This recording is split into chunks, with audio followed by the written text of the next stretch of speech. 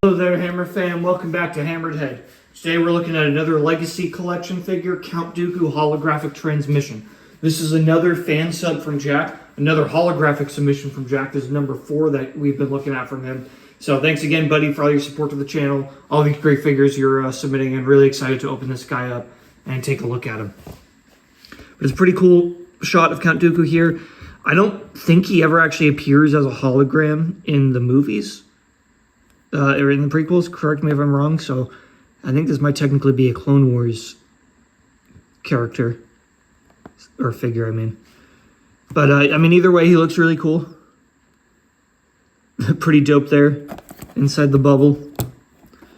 BD-21, Count Dooku Holographic Transmission.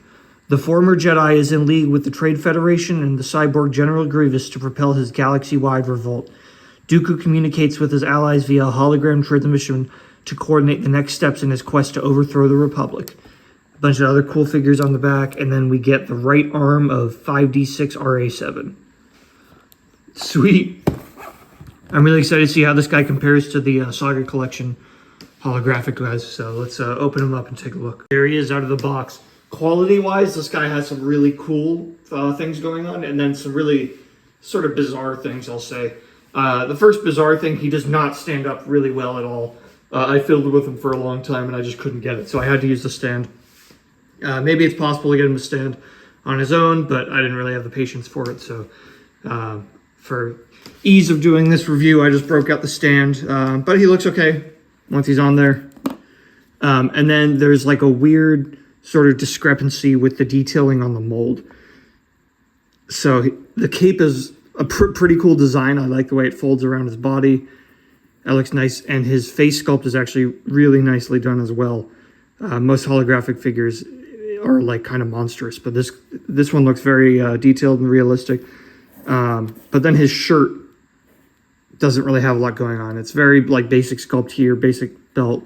And then he has this cool like soft goods thing down here, which I think looks really awesome. It's got this nice glitter to it, and it really sets him apart from the other holographic figures. And then really not a whole lot of detail on the legs. So the cape, I think it looks like it does come off, because it is a little, if you awkwardly, oh God, it's a little awkward looking if you don't pose him the right way with it. But you can pop it off, and then he just looks like he's missing something. But you could pose this guy as just like a Jedi too, because from a distance, if you didn't know it was Count Dooku, kind of be no way to tell. Now the lightsaber accessory is pretty cool. The handle is a different like shade of blue from everything else about the figure, which I think looks dope, and it's got the cool like little hook thing up top. So really nicely done on the lightsaber. Even the blade kind of stands out from the rest of the figure as well. So ultimately, I think as far as holographic figures go, this one is done pretty well. But let's see how he looks when he's all lit up. Now we'll do our standard lighting test for these figures. So let's check them out. Lit from underneath. Looks pretty cool.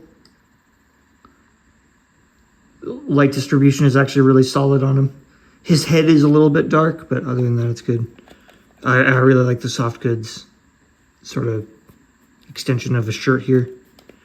And then from behind, you can kind of see the joints a little bit too much. So this guy is a little bit better from underneath. Dope. Articulation is pretty good too. You can actually see all the joints through his body. Those are a lot more visible than the other holographic figures. But he does have a ball joint head, and you can go up pretty high with it. Then ball shoulders that move pretty well. Elbows go about 90. Then swivel wrists, swivel waist, swivel hips. And the knees are ball joint, but they go maybe like 45 degrees. There's very little movement in the knees. And then the ankles, though, move pretty well on their ball. So for a holographic figure, the articulation's pretty good. Probably not going to get him into too many crazy action stances, just with those knees. But given that he's oh, look, he does stand up. Yeah, given that he's holographic, he's probably just going to be on like business calls and stuff. So no issues with the articulation there.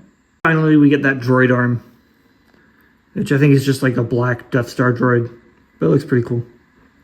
I don't have any of the other parts for this one. So he's just hanging out on his lonesome.